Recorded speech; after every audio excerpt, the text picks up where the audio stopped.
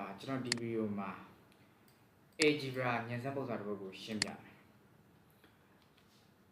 x raised to the power x raised to the power 4 is equal to 64ဥစ္စာကတော့ဒီ x နေရာမှာနော်တန်ဖို့ပါထည့်လို့ရှိရင်ဟိုဘက်က64နဲ့ညီမလဲပေါ့နော်ဒီလိုမေးတာ x ရဲ့ value ကိုမေးတာနော်ဟုတ်ပြီကျွန်တော်ကပေးထားတဲ့ညီမချင်းကနေပြီးတော့ကျွန်တော် property စစဉ်းစားတော့မယ်နော်အဲ့တော့စဉ်းစားကြည့်အောင် x raised to the power x raised to the power 4ဒီဘက်ကပြန်ရေးမယ်64ကျွန်တော်နှစ်ဖက်စလုံးကိုညီမချင်းရဲ့နှစ်ဖက်စလုံးကိုကျွန်တော်၄တက်တင်လိုက်မယ်နော်ဒီဘက်ကိုလည်း၄တက်တင်လိုက်โอเคနော်ဟုတ်ပြီဒါဆိုလို့ရှိရင် x raised to the power x raised to the power 4ဟုတ်ပြီကျွန်တော်တို့ပုံသင်နည်းရှိတယ်ပုံသင်နည်းကဘာပြောလဲဆိုတော့ a raised to m the whole power n ဆိုရင်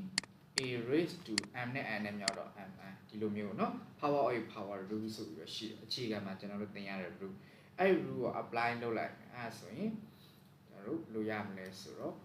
x raised to the power 4နဲ့ဒီတကွင်းလုံးမှာရှိတဲ့4နဲ့လက်မြောက်အဲ့တော့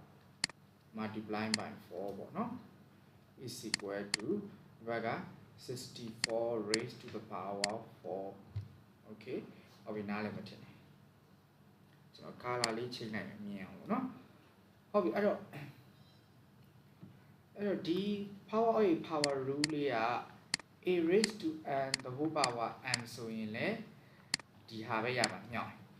a raised to m the whole power n ဆိုရင်လေဒီဟာပဲရမှာအတူတူပဲအဲ့တော့ကျွန်တော်တို့က m နဲ့ n ကိုနေရာချင်းရေးလို့ရတယ်လို့ပြောချင်တာဒါဆိုရင်ဒီမှာကျွန်တော် x ဆိုပြီးတော့ဒီ4ကိုကျွန်တော်တွဲလိုက်အဲ့4နဲ့တွဲလိုက်ကျွန်တော် x raised to the power 4 the whole power x raised to the power 4 okay နားလည်မယ်အဲ့ဒါကျွန်တော်တို့ဒီပုံသင်နည်းကနေဒီကိုပြန်ရွှေ့တာအဲ့ဒါကိုလည်းကျွန်တော်စဉ်းစားလိုက်တာ okay เนาะဟုတ်ပြီနားလည်ပြီဆိုလို့ရှိရင်ကျွန်တော်ဆက်ကြည့်အောင်ဒီဘက်ကပြန်ရေးမယ်64 raised to the power 4ဟုတ်ပြီနော်ညီမကြီးရဲ့ left hand side ကိုပဲကျွန်တော်တို့ရှင်းနေတာညီမကြီးရဲ့ right hand side 64ဟလာ raised to the power 4ကိုကျွန်တော်တို့စဉ်းစားမယ်64ဆိုတာ a raised to the whole power 4အဲ့တော့ power နှစ်ခုဆင့်မြောက်တော့ a raised to a ဆိုပြီးတော့ရတယ်ဟုတ်ပြီနော်နားလည်မထင်နဲ့ကျွန်တော်ပြန်ရေးရအောင်နော် x raised to the power 4 x raised to the power 4ပြီးတော့သူ့ပေါ်မှာကျွန်တော်တို့ x raised to the power 4ရှိအဲ့တော့64 raised to the power 4ရဲ့နေရာမှာ a raised to the power 8ထည့်လို့ရတယ်ဟုတ်ပြီနော်သူနဲ့8ပေါ်8ထပ်တင်တဲ့အဖြေနဲ့64ကို4ထပ်တင်တဲ့အဖြေနဲ့အတူတူပဲရှင်းကြည့်ပါနော်ကျွန်တော်က64ပေါ်ကို4တက်တင်တဲ့ဟာကို8 raised to the power 8ကို substitute လုပ်မယ်သူ့နေရာမှာ။ဟုတ်ပြီဒါဆိုလို့ရှိရင်ကျွန်တော်ဗာရမယ်ဆိုတော့8 raised to the power ကျွန်တော်တို့8ဆိုပြီးတော့ရမှာဖြစ်ပါတယ်။နော်။ဟုတ်ပြီဒါကြောင့်မလို့ကျွန်တော်တို့ therefore x raised to the power 4ကိုကျွန်တော်တို့8နဲ့ညီတယ်ဆိုပြီးဆွဲကြည့်လို့ရတယ်။ဟုတ်ပြီ